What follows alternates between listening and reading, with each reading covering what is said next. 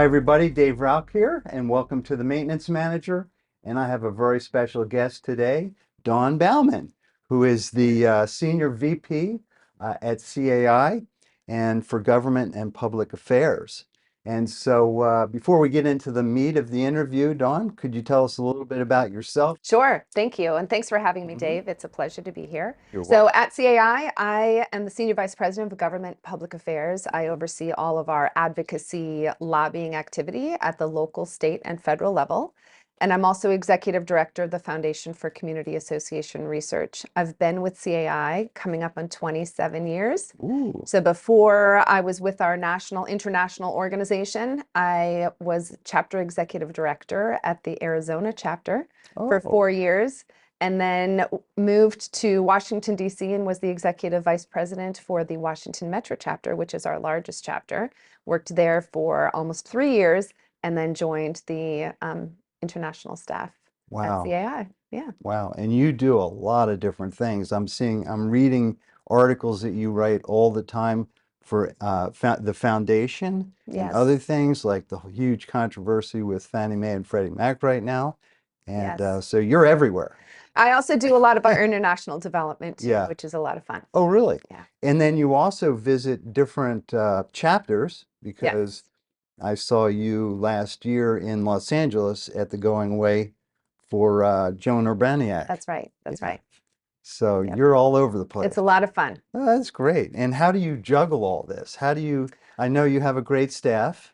We have an amazing staff at CAI. We have about 50 staff members, but really, we have 43,000 members and Mm.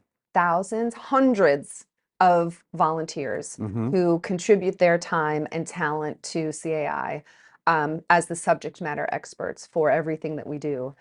And so I work with weekly, daily, I work with hundreds of volunteers who help us fulfill our mission of building better communities through our advocacy efforts, our education efforts, our Wow. best practices and trends. So And I'm it's amazed. really Yeah. it's really CAI volunteers that make it happen. Wow. That's amazing. And you still answer my emails. Well, of course, because you're one of Uh, those amazing that's volunteers. great. And speaking of volunteers, let's talk for a minute about the task force. CAI put together three task forces, one for insurance, one for reserve studies, and the other for buildings, structural, and maintenance. And Yes. so, it seemed like you were the head of those task forces, right? You kept them going, you kept them moving forward. What our team did for sure. So following the condo collapse, the Mhm. collapse of Champlain Towers South, the partial collapse of that Mhm. building, um, we, CAI, we knew that we had a job to do. We knew that this was our lane and we had to figure out what type of solutions we could present Mhm. to the industry to make sure this never happened again. Mhm. We knew legislators, media, homeowners, board members were going to be looking for solutions. So immediately, Tom Skiba, CAI's chief executive officer, and I went down to Surfside within days of the collapse Mhm. and met with everyone we could meet with to talk about what happened, to try to understand what happened, to try to understand how people were feeling. We talked with legislators, local, state, federal legislators, and we decided then very quickly that we needed to pull together these three task forces to look at reserve studies and funding. We speculate reserve study and funding was not the make or break of why that building collapsed. Right. But we knew people were going to be talking about that. So we Mhm. wanted to create some policy positions in that area. We also knew building inspections, that was a lot of people were talking about building inspections. Mhm. And we knew that that was going to be part of what we needed to look at and talk about, building inspections and maintenance as well. Mhm. And then the insurance piece of the puzzle. So our three task forces were building structure and maintenance, structural integrity and maintenance, reserve studies and funding, and insurance. Right. And And we had hundreds of volunteers that met weekly and yep. in 4 months presented these public policy Right. positions. And this was, so the collapse was in June. We released these at the end of October. Mhm. And the reason that we did it so quickly, we also worked with a number of organizations, the American Society of Civil Engineers, the National Association of Professional Engineers, the National Association of Counties, the National League of Cities, the American Society of Property Insurers, as many Mhm. people as we could talk to say, hey, we know you guys are thinking about this too. Help us understand what you're thinking about, and please help us understand how we can create some good policy. So we did this before the start of the 2022 legislative sessions because we knew people were Mhm. going to be looking for these policy recommendations, and turns out we were right. Many legislators looked at these, and Interesting. it informed their work in 2022 and certainly in 2023 as well. Well, that's very interesting. So you were actually, in addition to the task forces, you were also working with a lot of other groups And Fannie to Mae and get their Freddie Mac feedback, and and members of Fannie Mae, Freddie Congress Mac. and yeah, and Wow. state and local legislators. Yeah, Mhm. we were talking with everybody. So there was a lot going Yeah. on. I mean, for me being on two of the task forces, I just was focused on the task forces. Right. But geez, you were really busy during that time. We were definitely busy. And that certainly is reflected on this final product. And in 2022, I think October 22, you took it to the Orlando, to the gathering of state legislatures, correct? Actually, I believe it was, yes, it was still in 2022, I think. Yeah, I So think it was timing is, 22. Yeah. yes, so we participate in the National Council of State Legislatures. Mhm. We participate in their annual summit where they bring together legislators from around the country that serve at the Mhm. state level. And we released this to them at the state level. And we also held a webinar for all state legislators to go over the specifics of each of these policies Mhm. so it could help inform their decision making as they were trying to create laws to protect their condominiums in their districts. Fascinating. And and I know there has been some changes, Hmm. Florida in particular. Yep. I've read that law. How do you think it was received, all of the recommendations? Do you think it just takes time for the legislative wheels to grind forward? Of course, it was received very well. Um, I mean, I actually went and met with Florida legislators in November Hmm. of what the year that this was released, 2021, and these legislators had a printed copy on their desk that they had already reviewed before meeting with CAI, which is amazing.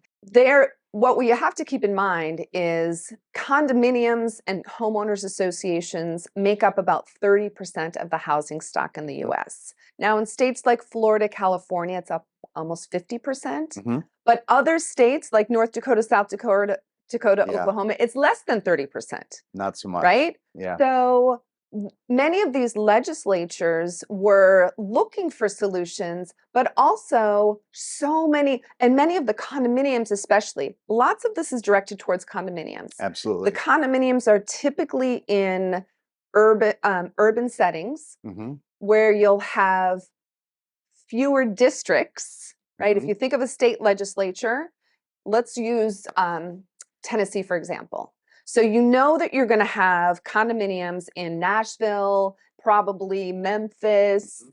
and maybe Chattanooga as well, outside of, and so those are three legislators. And then you have all the rural areas have legislators as well, and they're like, condominiums. Yeah, I don't know. I'm not sure this really impacts us. right. So that's one issue too. It doesn't, this topic is not of interest to all legislators, really Exactly. those that have condominiums and homeowners associations.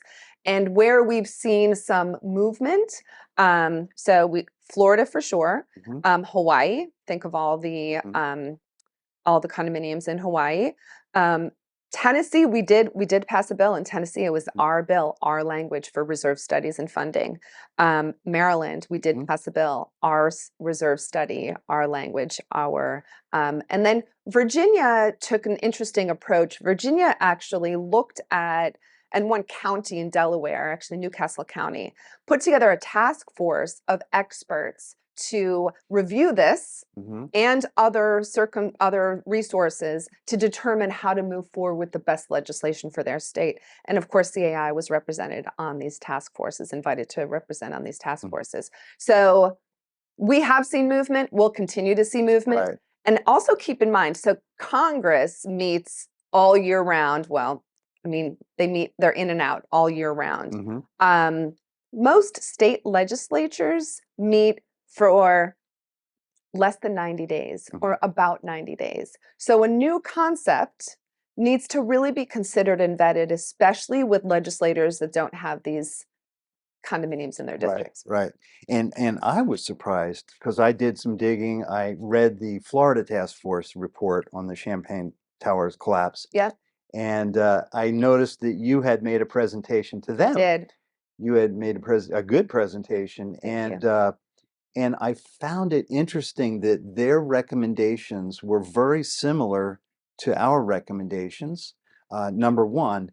But number two, I thought it was amazing, interesting how Bill Sklar and that task force kind of outlined the problem, where they said that, commercial buildings, industrial buildings, office buildings, apartments don't have this problem because there's no common area ownership. So they just maintain the whole building.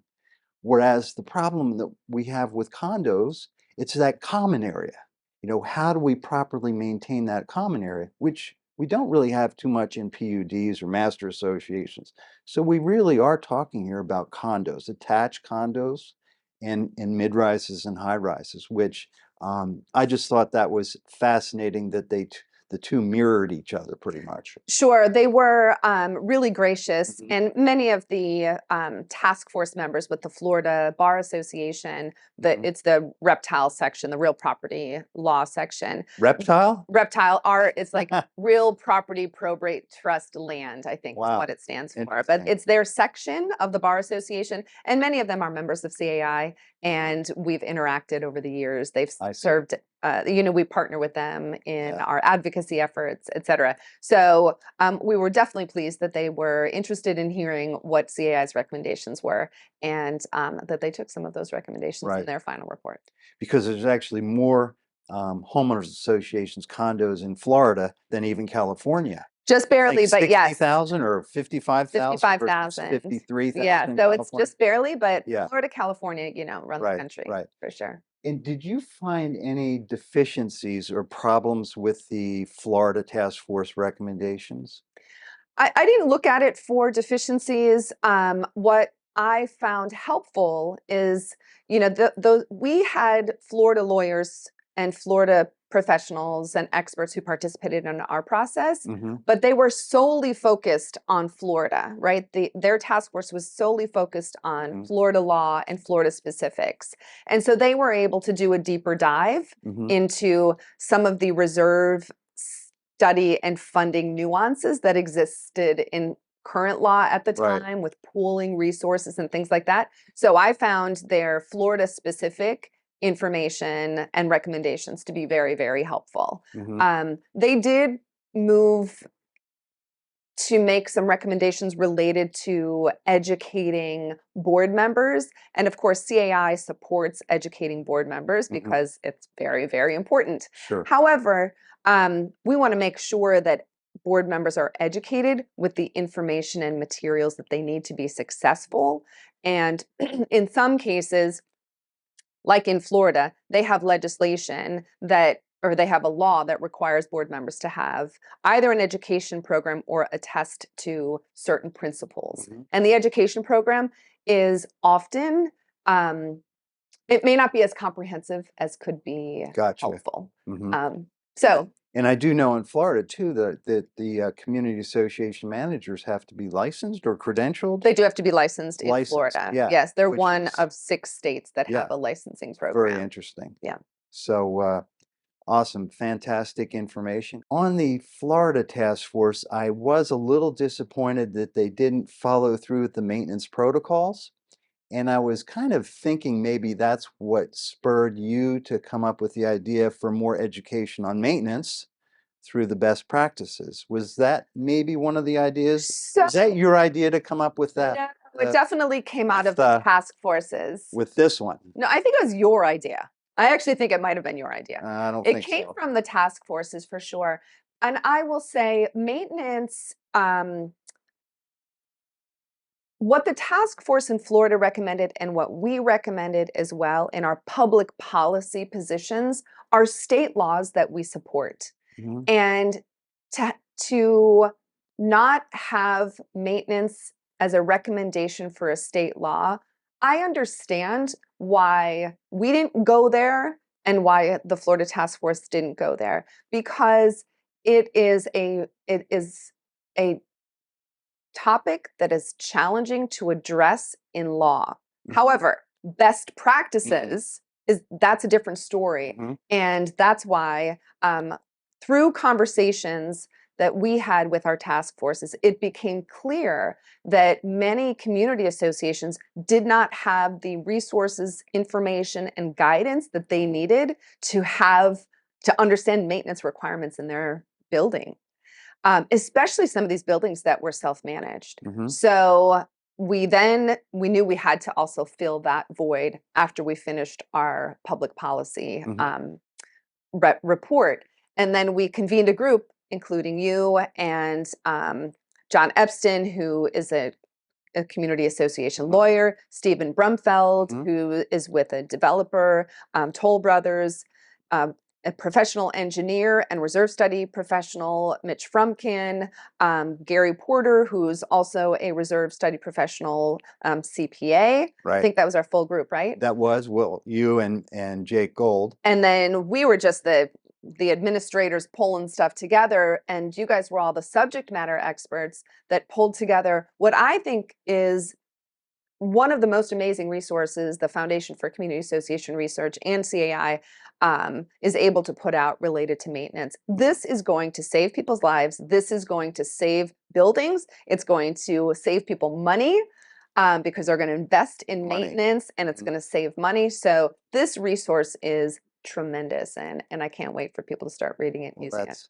that's great, but I do think that you're being a little humble Well, because you I were involved in all these different things, and even though you were just there at the meetings, you were still making amazing suggestions, and you pushed the committee forward, and I thought that your leadership and guidance was amazing. thank you. It was my pleasure. It was So, fun to work with you. so anything, do you think we missed anything in the It's report, almost or? 70 pages. I don't think we missed anything. Okay. I Yeah, don't think but maybe the only thing we missed is brevity. But yeah, otherwise, yeah, okay. And this is an amazing resource that is Yeah. actually laid out really nicely. So Mhm. people don't have to go through and read it cover to cover. They can go through the Mhm. index and find what they're looking for Yeah. as a quick resource. But I think it's so important for everyone to understand that I think it's so logical that the education on maintenance comes first before any type of legislation. I was kind of disappointed in the Florida law didn't include a maintenance plan requirement. Very few states You include know, that. no, Very they few states. don't. I think Oregon might be one of the only And states that has a maintenance requirement. I'm guessing that that's because people don't really understand how difficult it is for a board of directors to grasp what their responsibility is with respect to maintenance, because they don't have a list of all the things they have to maintain. So this is a great first step. Yeah, And I great do first think step. that some of those boards and managers that do have a grasp and understanding of maintenance, Mhm. what will be helpful is a law that supports that understanding Education. and not education, but encourages then that association to be funding maintenance and not deferring maintenance or to require homeowner vote Mhm. to defer maintenance, not to accept it, but to defer it, because I Mhm. think that that's going to be supportive and helpful for boards that are trying to do good work for their communities. Great. Well, I hope in a year's time or thereabouts that we have a 2020 on this and come back and revisit it and see lessons Absolutely. learned. Absolutely. So let's talk real quick about something that's very topical, which is the Freddie Mac Fannie Mae. And I always have a stumble with that. The quasi-governmental agencies that provide funding to banks and they buy their mortgages. Right. Um, and we had known, like, I guess it was a year ago, was it that long ago, that they had come out with a new form requiring a lot more information in terms of the maintenance of the buildings in response to Champlain Towers. Right. And that form, that caused a lot of consternation in the industry. And but now, it turns out that they're keeping a list.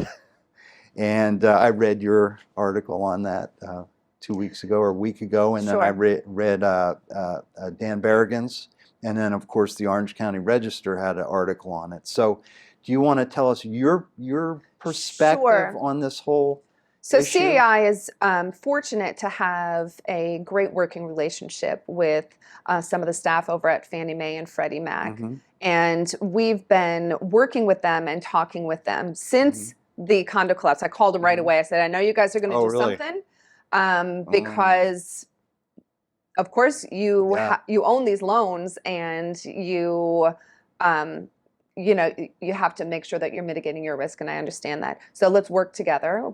We shared our public policy positions as soon as they were available and released with Fannie Mae and Freddie Mac, and just continued to have conversations. They released their requirements, and we gave them feedback, as did the National Association of Realtors, the Mortgage Bankers Association, the community lenders, and others who were concerned with the temporary requirements that came out in 2022.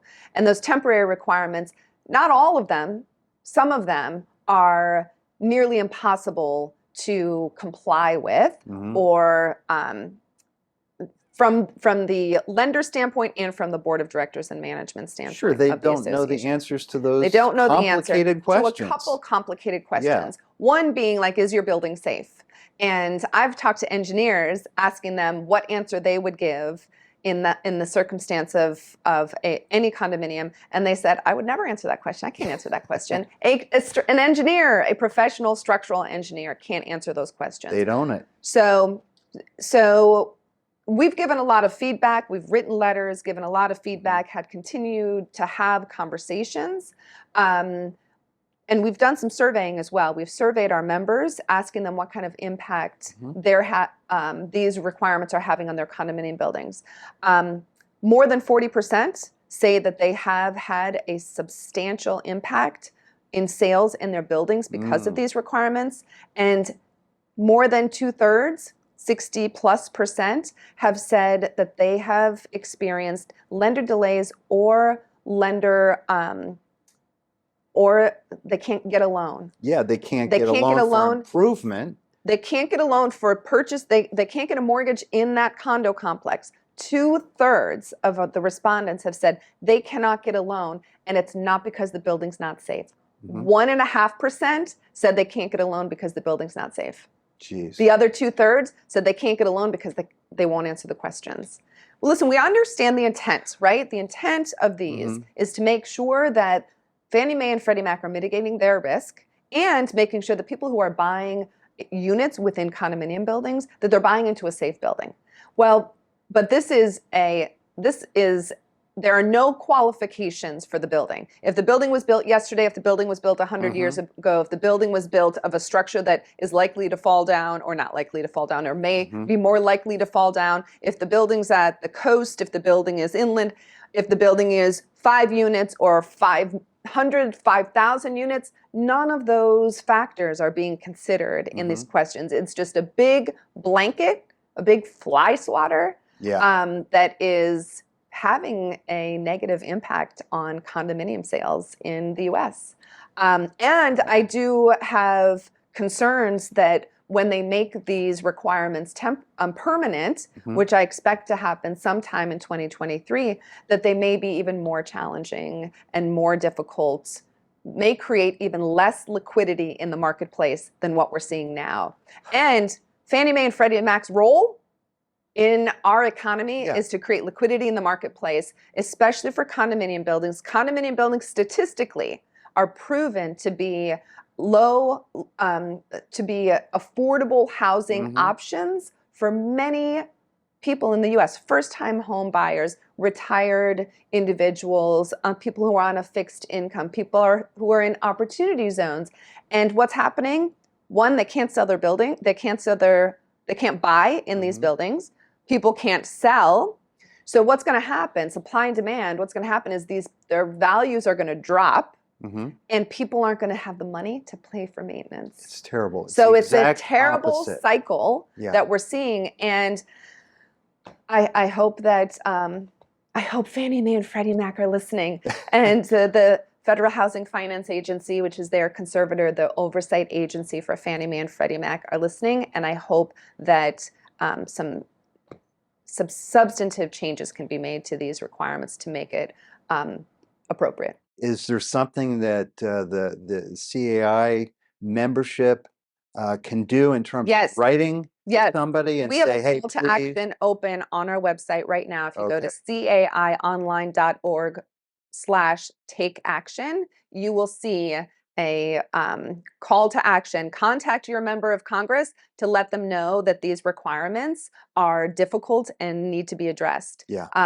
So contacting your member of Congress is the best way right now to address this issue.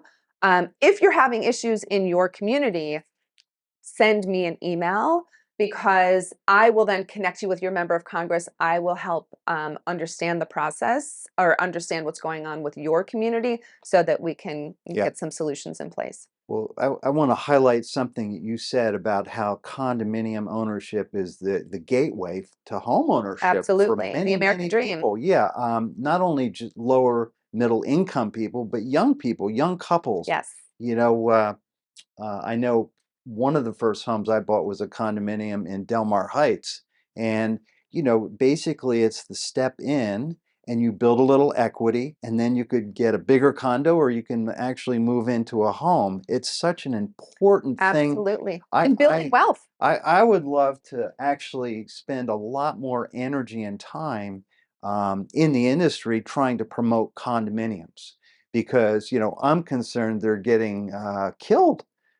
In California, we have the new deck law, 326. Now developers aren't going to want to build decks anymore. So how can you have a condominium without a deck? Right. So there's a lot of issues here. And so I'm so glad you gave us that ability to write in to our legislators. That will be helpful. That's great. Another subject is the reserve study. You were also involved with Mitch in updating the reserve study requirements, and I've read the draft that you sent to us, and that is really inspiring. It's really great news, I think, because it does promote maintenance in a big way. Absolutely. Is there anything you want to talk about on that? So those also just recently released, and another kind of byproduct from the development of our public policies following the condo collapse. We realized that our reserve study standards, so reserve studies are a budget tool, a study of the major components of a building or of a community association, an evaluation of their useful life, as well as then a budgeting tool of how much that community or that board, those owners need to save to be able to replace those major components when their useful life is up. What we realized is we didn't address three different things in our reserve study standards. We didn't address maintenance at all. We didn't address building inspections or structural integrity. And we didn't address long life components, how to treat long life components. So components that had a useful life of more than 35 years. Think building, think electrical, think plumbing. So sewer laterals. Those would come into play when the reserve study professional and the board would realize that maybe it was time for them to come to play.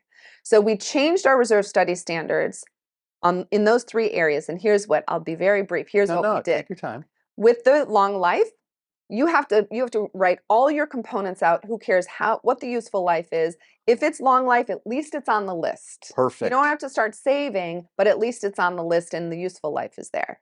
The second is for the building inspection. Building inspection should be discussed with the board and the management, whoever you're working with to develop that reserve study, the building inspection should be discussed and it should be reserved for. Mm-hmm. So put it in the reserve as a component that needs to be saved for.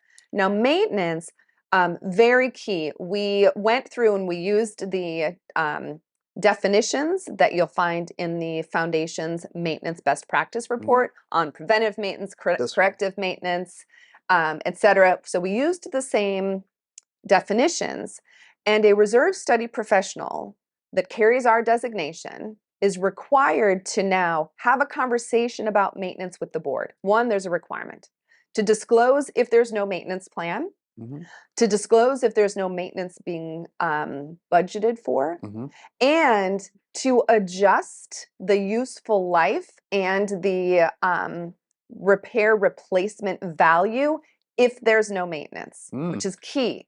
That's so critical because I know we've seen and heard statistics that it's something like your expenses for replacement and maintenance are approximately 30% higher if you defer your maintenance. Exactly. So it's costing some of these associations more money because they're deferring maintenance. Exactly. And we're also in another conundrum right now because we have all these rising costs. We have these rising insurance costs, rising costs. And so associations are having to raise their assessments as well, or figure out other ways to pay for some of these rising costs. We recently did a study to understand, a survey to understand how boards and managers are treating these rising costs. And we did see 20–30% of boards are deferring maintenance to address these rising cost issues, which we don't want to see happen because it's only going to increase costs in the future. Exactly. And I think one solution could be that if an association has a maintenance plan and program in place, and reserve study, of course, then it could get a reduction in its insurance premiums because they know there's going to be less accidents, there's going to be less, future special assessments, less problems all around. And insurance is such a problem right now. So having a well-maintained property is going to be critically important for managing those premiums. Wow, right? Geez. Well, Dawn, I can't thank you enough personally, and also the industry just should really value all the things that you've been doing and CAI and your team has been doing. It's just incredible the positive changes I think we're seeing in the industry. Thank you so much. And again, thank you. All due to our volunteers, our subject matter experts. And thanks for having me. It was fun. It was quite a pleasure. I appreciate it. Thank you, Dawn. My pleasure.